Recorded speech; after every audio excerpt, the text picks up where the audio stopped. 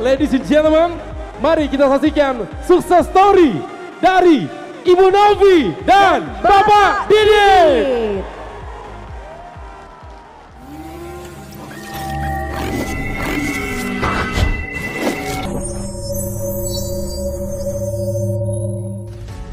Assalamualaikum, saya Rini, ibu rumah tangga.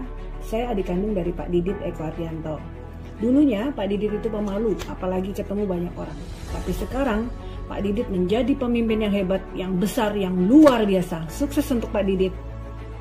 Assalamualaikum warahmatullahi wabarakatuh. Saya Khairul, saya adik dari Mbak Novi. Kalau melihat kondisi Mbak Novi sama Mas Didit sekarang, saya nggak heran ya, karena perjuangannya beliau sangat luar biasa. Assalamualaikum, saya Farel. Saya Dea. Kami anaknya Novi Didit. Mami papiku is the best.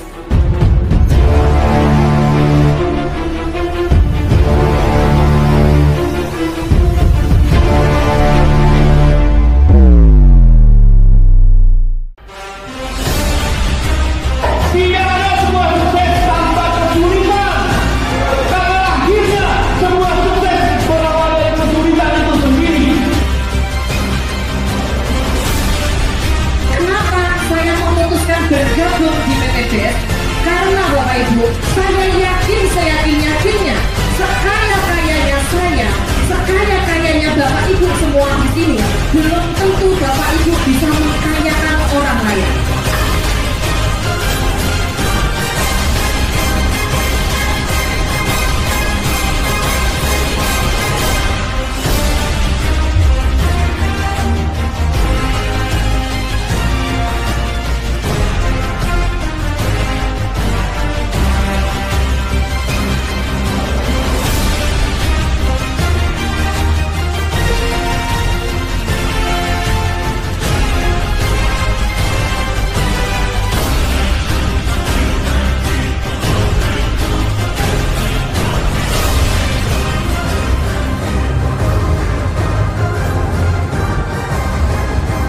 Ladies and gentlemen, berikan tepuk tangan yang meriah untuk Ibu Novi dan Bapak Didit.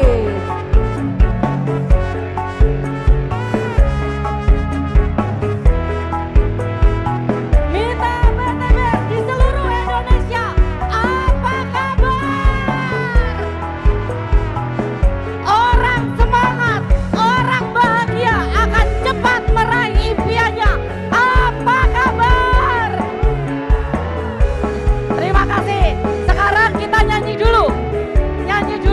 Suara ceprek, suara fales. Ora urus bodo amat. Yang penting kita nyanyi dulu.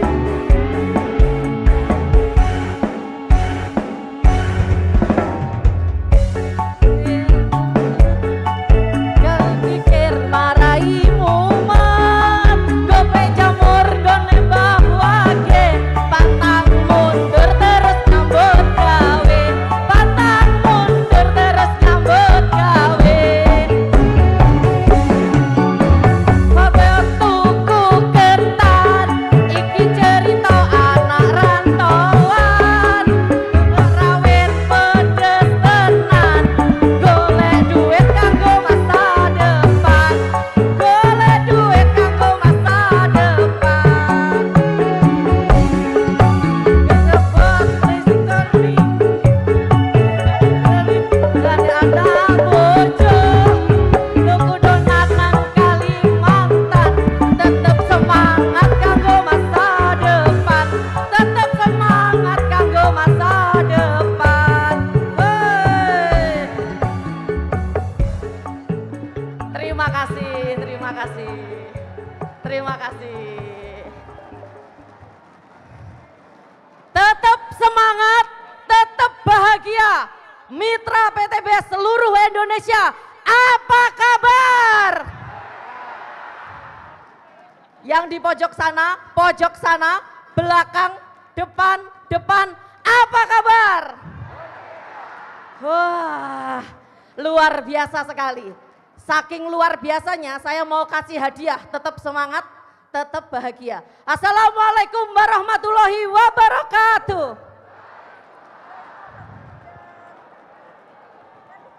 Cakep. Bapak Ibu, saya punya pantun. Jangan lupa bilang cantik. Oke, karena kan saya perempuan, masa cakep? Oke. Buah kedondong dimakan sedikit. Kenalin dong, nama saya Novi Didi.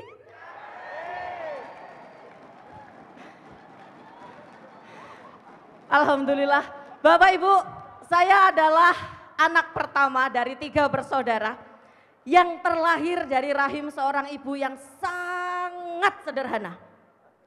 Saking sederhananya, sampai-sampai impian saya juga ikut sederhana, yaitu saya hanya ingin punya suami yang berdasi saja. Karena di desa saya, laki-laki yang berdasi kayak gimana gitu. Keren banget. Dan pasti kalau laki-laki berdasi itu mapan, kaya, dan akan bisa membahagiakan saya. Contohnya yang di depan-depan ini berdasi semua loh Bapak Ibu. Miliarder semua ini. Oh, jangan main-main. Sampai-sampai dulu ya, saya kalau lihat laki-laki yang berdasi, setiap kali berangkat kerja, lihat laki-laki berdasi saya selalu jomblong. Gini, mudah-mudahan suami saya nanti berdasi ya Allah, itu tok. Sangat simpel. Alhamdulillahnya Allah mempertemukan saya sama laki-laki yang baik. Postur tubuhnya tinggi, cakep, ganteng. Biasa mulut saya saking gantengnya suami saya seperti ini. Dan juga orangnya sangat supel. Dan yang pasti berdasi juga dong. Yang pasti berdasi juga. Nggak lama dari itu kita pun menikah Bapak Ibu. Dan ternyata lagi suami saya ini anaknya pejabat dari Surabaya weh. Anaknya orang kaya ternyata. Suami saya ini. Setelah menikah kita pun juga menjalani rutinitas yang ada. Saya sebagai ibu rumah tangga, suami saya sebagai owner di salah satu koperasi yang ada di Surabaya dan owner di 2 penginapan yang ada di Surabaya. Hidup kita damai Bapak Ibu, gak pernah susah, gak pernah mikir utang karena memang kita gak pernah berhutang. Apalagi suami saya selalu menuruti apa yang saya minta, apa yang saya mau. Setiap ke mall, saya lihat sepatu yang branded, merek-merek Coach. Saya hanya lihat gini aja, kata suami saya gini, Mami mau, ayo beli. Habis itu saya lihat sepatu, terus lihat baju yang merek-merek branded, hanya lihat aja, belum ngomong. Kata suami saya, Mami mau, ayo beli. Habis itu saya tes suami saya, coba sih nanti aku mau ngelirik berlian, beliin enggak? Di toko berlian saya gini di kaca, Mami mau katanya, mau, ayo beli. Cerita saya ini sampai viral di kalangan teman-teman saya sama teman-teman suami saya, viral Pak Bu. Pokoknya kita hidup kecukupan, gak pernah susah. Saking viralnya, suatu malam hari ada teman dari suami saya datang ke rumah. Menawarkan bisnis yang sangat menggiurkan, di mana kita investasi 100 juta, dapat 5 juta per bulan, gak usah ngapa-ngapain, gak usah kerja katanya. Dari situlah suami saya langsung berinvestasi 700 juta tanpa berpikir panjang. Karena di pikiran suami saya, kalau 100 juta setiap bulan dapat 5 juta, berarti 700 jutanya dapat 35 juta. Cukup untuk membiayai istri senang-senang katanya. 3 bulan bagi hasil lancar Bapak Ibu. Akhirnya suami saya memboyong semua nasabah-nasabah di koperasinya untuk ikutan trading juga.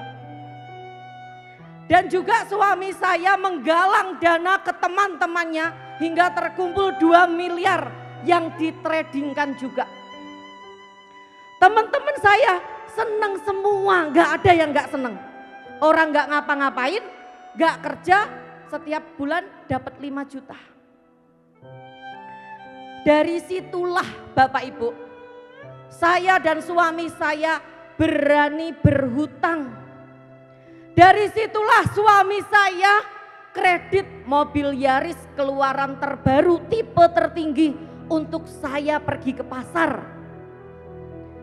Dan suami saya juga kredit mobil Xenia tipe tertinggi untuk operasional kantor. Karena dalam pikiran suami saya, setiap bulan yang bayar cicilan mobil ini adalah hasil dari trading itu. Tapi Bapak Ibu, fata morgana itu hanya bertahan 8 bulan saja. Tiba-tiba owner dari si trading ini dipenjara. Bagi hasil di stop. Setiap hari rumah saya rame dengan teman-teman dan nasabah yang meminta pertanggungjawaban kami untuk mengembalikan uang tersebut, Bapak Ibu. Di situ Allah menurunkan cobaan bertubi-tubi kepada si pelaku judi trading dan pelaku riba, yaitu saya dan suami saya.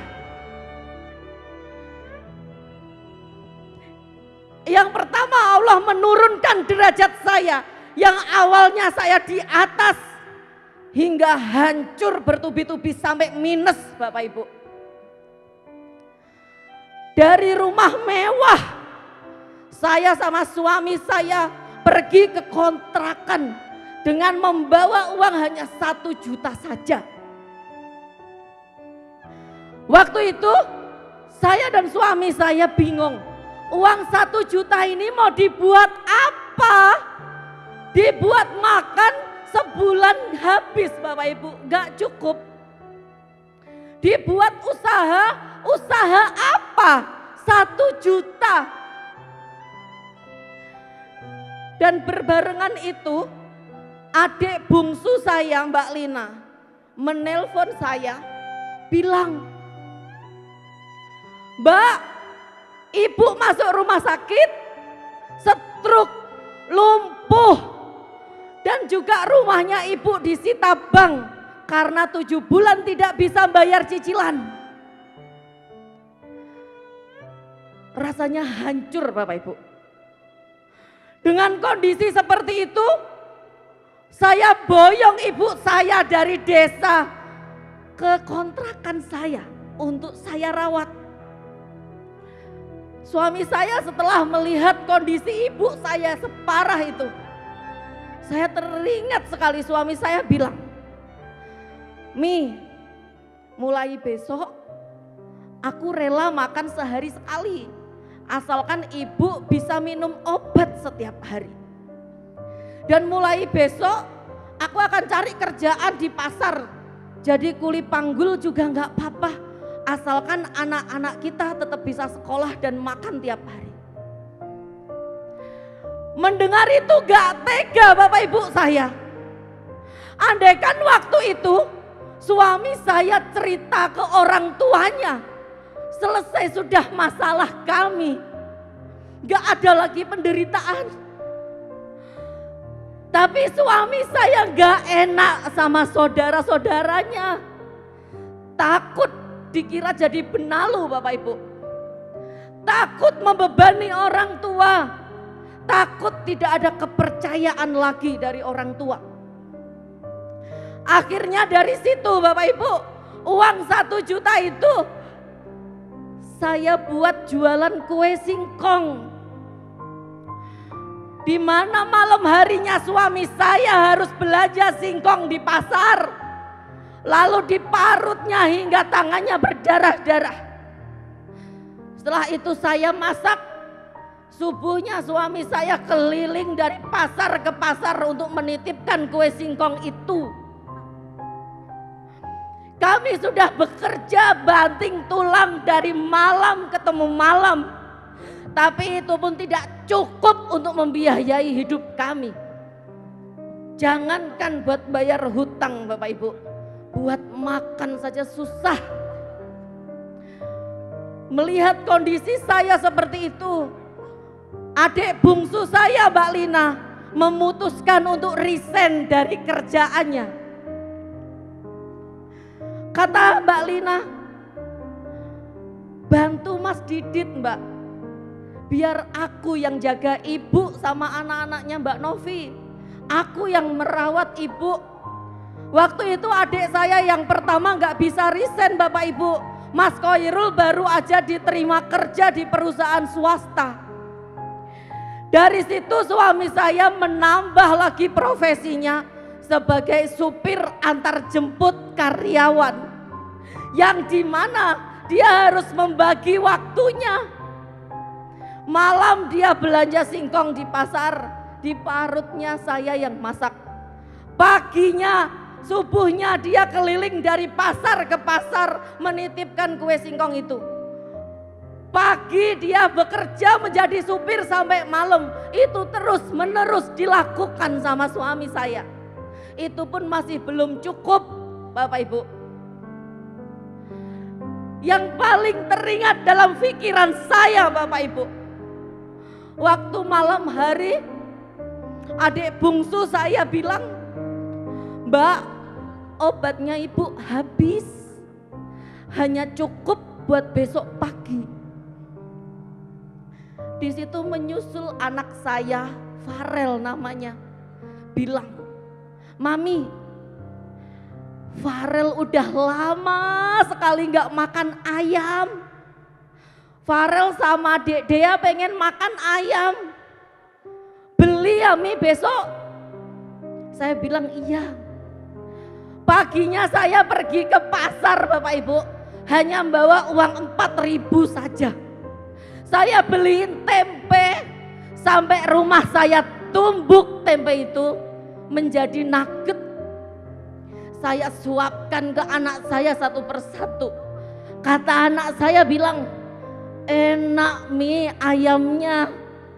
Tiap hari Farel sama Dek Dea makannya hanya tahu sama tempe. Baru kali ini Farel makan ayam lagi katanya Bapak Ibu. Hanya ayam saya gak bisa belikan. Mendengar dari itu, ibu saya bilang, Ibu gak usah dibeliin obat.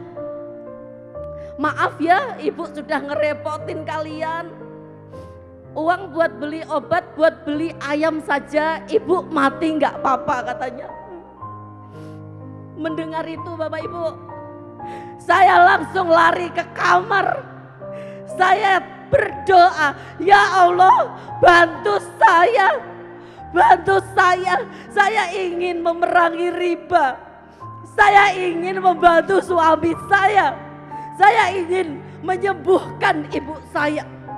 Dan saya ingin jadi kebanggaan anak-anak saya. Bantu saya.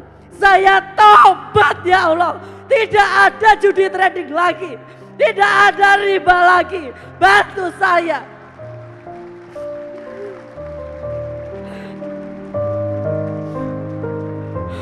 Gak lama Bapak Ibu, telepon saya berdering dari penjual kaset. Di mana penjual kaset itu bilang, Novi, kamu mau rumah lagi enggak? Kamu mau enggak kendaraan lagi? Kamu mau enggak punya penghasilan tambahan lagi? Kalau kamu mau, aku tahu caranya. Aku sudah membuktikan 2 hari aku dapat 4 juta. Kata si penjual kaset itu. Di situ saya terasa menemukan harapan baru Bapak Ibu. Tapi hati sama pikiran saya berkata, jangan sampai saya tertipu lagi. Jangan-jangan saya ditipu lagi. Tapi kalau saya nggak datang, Kalau saya nggak menemui si penjual kaset itu, ini saudara saya Bapak Ibu. Saya nggak enak. Akhirnya saya minta tolong ke suami saya untuk libur sehari Bapak Ibu. Untuk ngantarkan saya ketemu si penjual kaset di McD jam 9 pagi. Saya datang tepat waktu dengan membawa uang 100.000, itu pun hasil minjem teman saya. Di McD saya beli minuman hanya 1. Saya minum berdua sama suami saya. Tiba-tiba penjual kaset datangnya jam 11.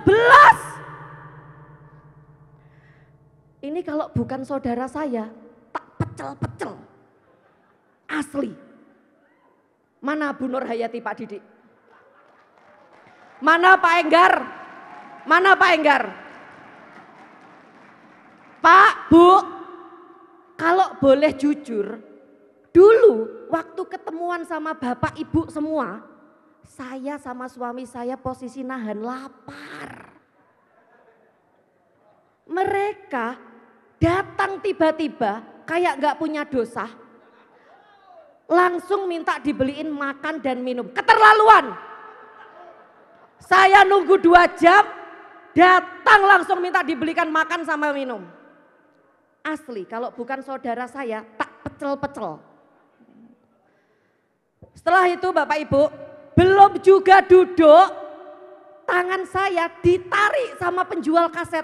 Katanya seperti ini, "Heh, aku bilang kamu sama Mas Didit orang kaya. Jangan malu-maluin aku ya. Pokoknya kamu harus gabung. Kamu wajib gabung. Kalau kamu gak gabung, lo gue N. Gak usah saudara-saudaraan," katanya gitu. Habis itu dibilangin juga, nanti kalau dijelaskan gak usah banyak pertanyaan, pokoknya gabung. Itu kata penjual kaset. Saya sama suami saya Pak Bu duduk dengan wajah tegang. Pak Enggar jelaskan, "Bu Novi, Pak Didit ada pertanyaan?" Gak ada. Yang kedua dijelaskan, "Pak Didit, Bu Novi ada pertanyaan?" Gak ada. Bingung mau ngomong apa. Habis itu yang ketiga, "Bu Novi, Pak Didit ada pertanyaan?" Suami saya nyeletuk, "Ada Pak, Bapak join paket apa?" Katanya 62 juta paket priority. Suami saya bilang, "Ada gak di atas priority? Kalau ada saya gabung yang di atas priority," katanya. Gitu. Sayangnya gak ada. Paling besar, paling tinggi priority Pak Didit 62 juta, Pak Didit yang ganteng dewe katanya. Ya sudah Pak, saya ikut paket priority, nanti uangnya saya transfer. Sampai rumah Pak Bu, pikiran cemot-cemot, hati bingung. Uang 62 juta dari mana Pi? Orang dibuat makan saja susah. Motor buntut kita kalau seumpama dijual 10 juta nggak laku. Saya bilang gitu. Tapi suami saya mempunyai keyakinan yang sangat besar Pak. Kalau bisnis ini akan membawa perubahan yang dahsyat di hidup saya.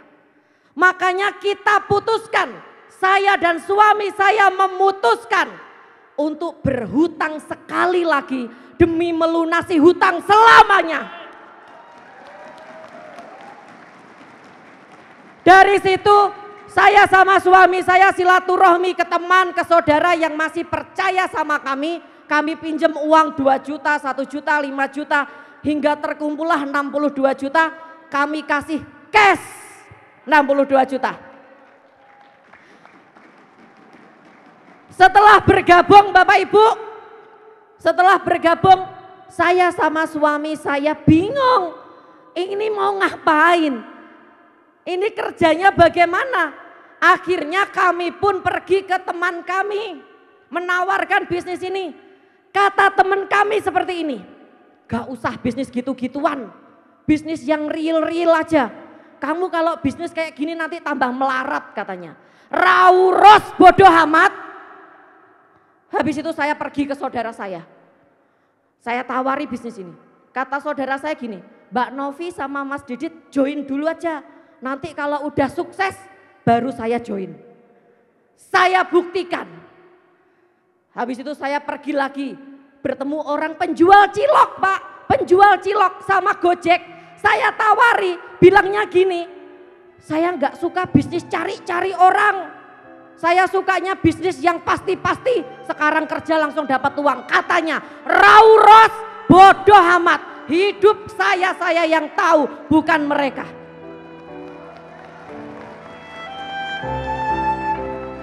Sudah 90% saya menawari bisnis ini ke semua orang. Semuanya menolak, gak ada yang menerima Bapak Ibu. Saya bilang sama suami saya, 90% menolak. Kata suami saya, itu baru 90%, masih ada 10%. Saya yakin 10% ini akan mengantarkan hidup kita jauh lebih dahsyat. Akhirnya Bapak Ibu, di saat saya seperti itu, ada broadcast di grup WA. Di situ bilang ada seminar, pembicaranya Ibu Polwan, di mana 4 bulan dapat 7 mobilio. Saya langsung datang sama suami saya ke seminar tersebut yang dibawakan Ibu Polwan ajaib. Melihat seminarnya Bapak Ibu, kami nyesel banget. Seminar sedahsyat itu kami hanya datang 2 orang. Di akhir acara kami pun tanya ke Bu Polwan, Bu Polwan, ada nggak acara seperti ini lagi? Katanya ada Bu Novi. Minggu depan acara di sini, pembicaranya pengusaha dari Jogja, Pak Adan Haris. Mendengar itu Bapak Ibu, saya langsung mengajak adik bungsu saya yang lagi merawat ibu saya untuk ke seminar, dan saya langsung mengajak 60 orang untuk menghadiri seminar itu. Saat saya hadir di seminarnya Pak Adan Haris, saya fokus, saya simak, saya belajar sungguh-sungguh bagaimana caranya mengadakan seminar dengan benar. Setelah itu saya ngobrol sama beliau. Beliau mengarahkan saya, mengajari saya hingga saya bisa pede Bapak Ibu membuat seminar. Besoknya saya langsung gaspol bikin seminar di Surabaya, Sidoarjo, Gresik, Surabaya, Sidoarjo, Gresik, itu terus Bapak Ibu. Dengan berbagi shift dengan adik saya. Karena kami harus bergantian merawat ibu di rumah, gak ada yang bantu. Dengan keterbatasan waktu yang kami punya, dengan keterbatasan uang yang ada pada kami, alhamdulillah Bapak Ibu, dengan hitungan bulan saja saya bisa membeli mobil Innova cash tanpa DP, tanpa cicilan. Dan di situ saya bisa membayar hutang saya sedikit demi sedikit. Bukan hanya itu, ibu saya berangsur sembuh, adik bungsu saya pun bisa membeli mobil impiannya, dan juga bisa mengadakan resepsi pernikahan yang spektakuler di hotel berbintang tanpa meminta bantuan kakak-kakaknya. Karena adik saya tahu kakaknya itu banyak hutang, makanya dia tidak mau merepotkan kakak-kakaknya.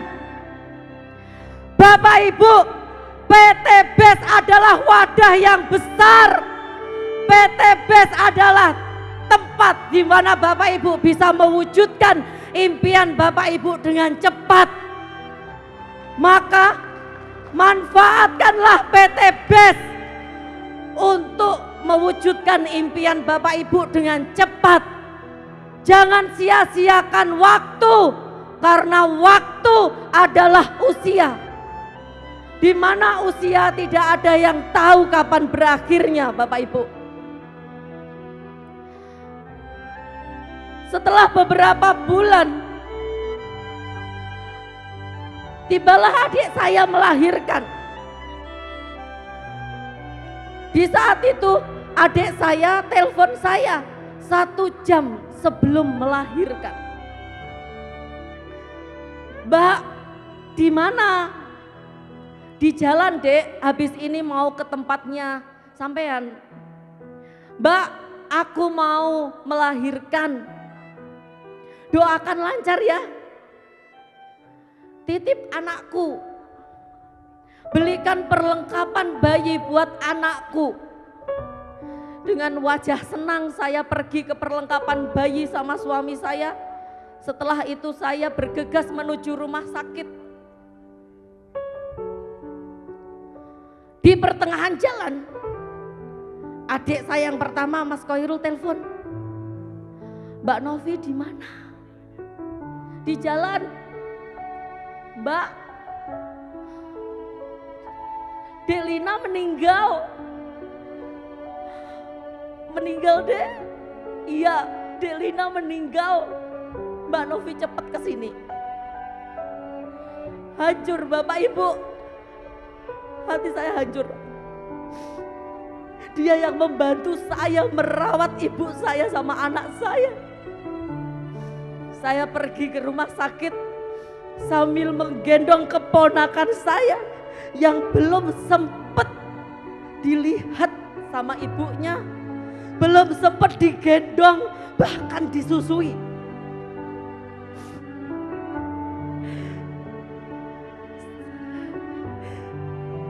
Setelah itu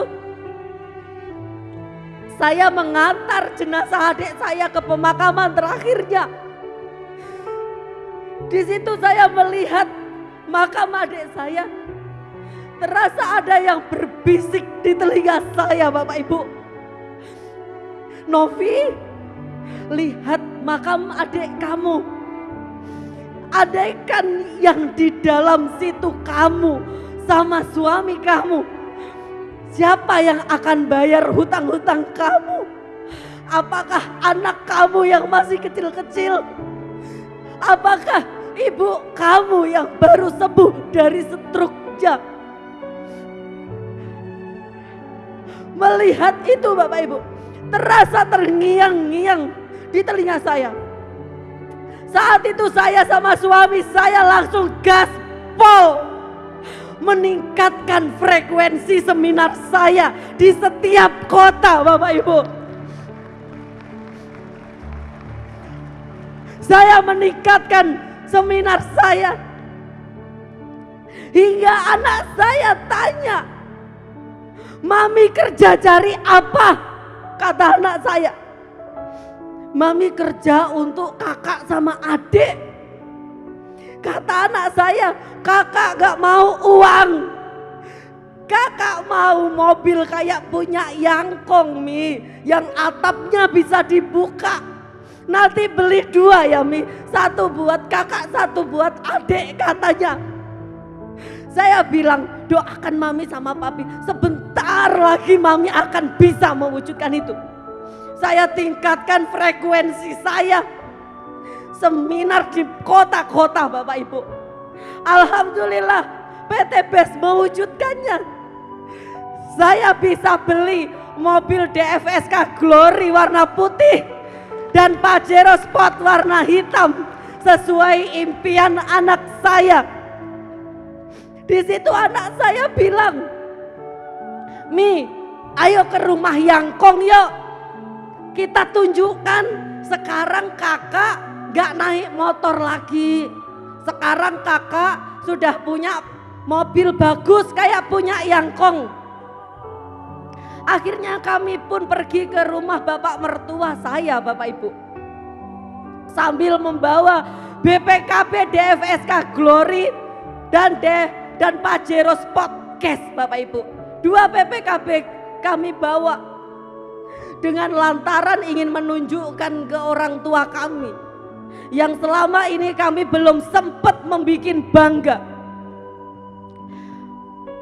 Sampai rumah bapak mertua saya, apa yang terjadi, Bapak Ibu?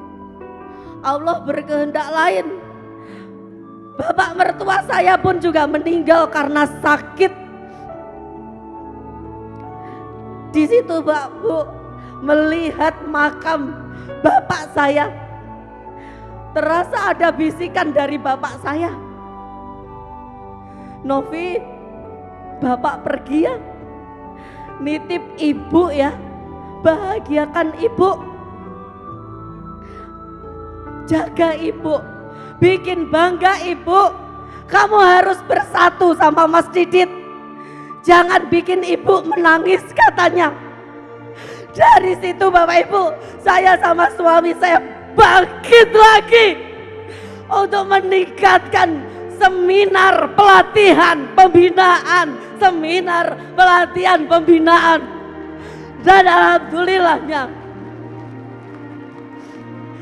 alhamdulillah wasilah dari PT BES Bapak Ibu, saya Novi Didit bisa punya 18 motor cash, 6 mobil cash, 2 Pajero cash, dan 1 rumah cash Bapak Ibu.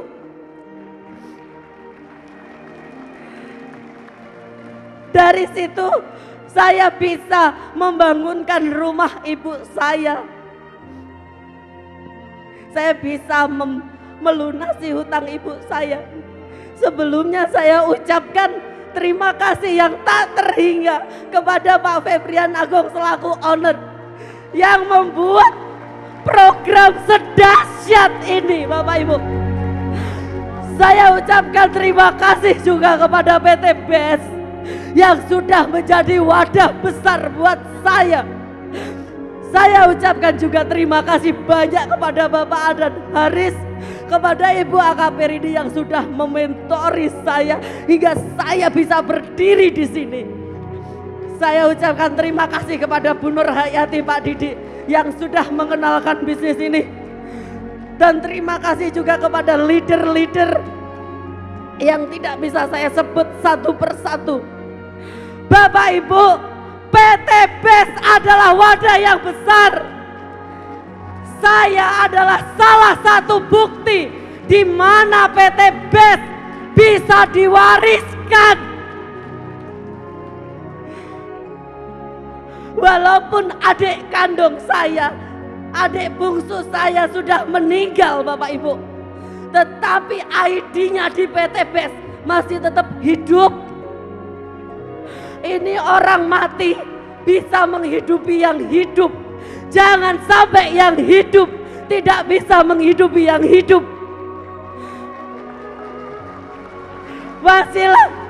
Wasilah dari PT BES Bapak Ibu. Sebelum adik saya meninggal, adik saya sudah membantu mitra-mitranya hingga sukses di bisnis ini. Dan baru saja kemarin minggu lalu almarhum adik saya nembus Pajero cash 500 juta yang jatuh ke tangan ahli warisnya, yaitu anak dan ibu kandungnya. Bapak Ibu, kalau teringat kisah adik saya teringat kisah Wali Songo Bapak Ibu, di mana Wali Songo itu sudah wafat, tetapi dari pelataran makamnya Wali Songo itu bisa menghidupi banyak orang. Di situ banyak orang berjualan di makamnya Wali Songo itu Bapak Ibu, hingga orang tersebut bisa sedekah, bisa umroh, bisa haji, bisa menyekolahkan anaknya. Itu sama dengan membangun masjid di akhirat sana Bapak Ibu. Begitu juga dengan adik saya.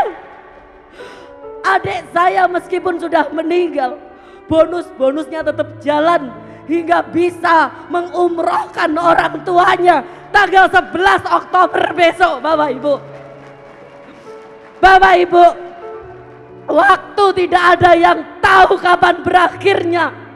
Manfaatkan waktu sebaik-baiknya. Banggakan orang tua sebelum mereka tiada. Selagi kita dikasih kesempatan, dikasih waktu Bapak Ibu, maka jadilah pemenang. Jadilah pemenang. Jadilah pemenang. Setiap manusia pasti mempunyai impian. Jangan sekedar bermimpi, tapi wujudkan mimpimu. Di sini kita bergandengan dan berjuang bersama untuk wujudkan impian menjadi kenyataan. Saudaraku tercinta, hidup itu pilihan. Kadang di atas, kadang di bawah. Ada kala kita saat jaya, ada saatnya juga terjatuh. Terjatuh.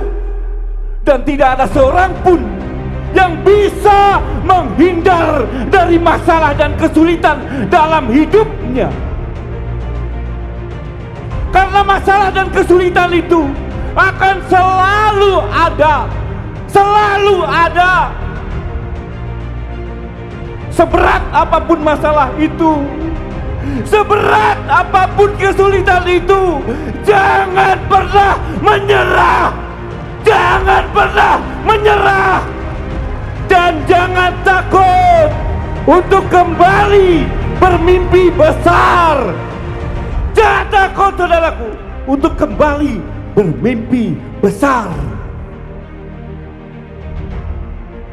Di saat kita terjatuh saudara sekalian, begitu banyak kelecehan dan hinaan. Sama halnya di dalam bisnis ini, di dalam membangun bisnis ini saudara. Ketika kita membangun grup, tiba-tiba rontok, bangun lagi, rontok lagi. Di luar sana banyak yang melecehkan, banyak yang menghina, banyak yang mencibir, banyak yang menolak. Bahkan saudara kita sendiri menghina kita. Kita dihina oleh saudara kita sendiri. Tapi itu semua tidak penting. Tidak penting saudara. Tidak penting. Seorang pemenang akan fokus pada impian besarnya. Oleh sebab itu saudara, tidak penting berapa kali Anda terjatuh. Tidak penting berapa kali Anda terjatuh. Tidak penting. Yang terpenting adalah Anda segera bangkit ketika Anda terjatuh. Anda segera bangkit setiap kali Anda terjatuh. Anda segera bangkit setiap kali Anda terjatuh. Jatuh, bangkit lagi. Jatuh, bangkit lagi. Jatuh, bangkit lagi. Jatuh, bangkit. Jatuh, bangkit. Jatuh, bangkit. Jatuh, bangkit. Jatuh, bangkit. Sampai Anda menjadi seorang pemenang. Sekian dari saya Didit. Saya Novi. Sampai jumpa di puncak kesuksesan. Anda pasti bisa. Anda pasti bisa.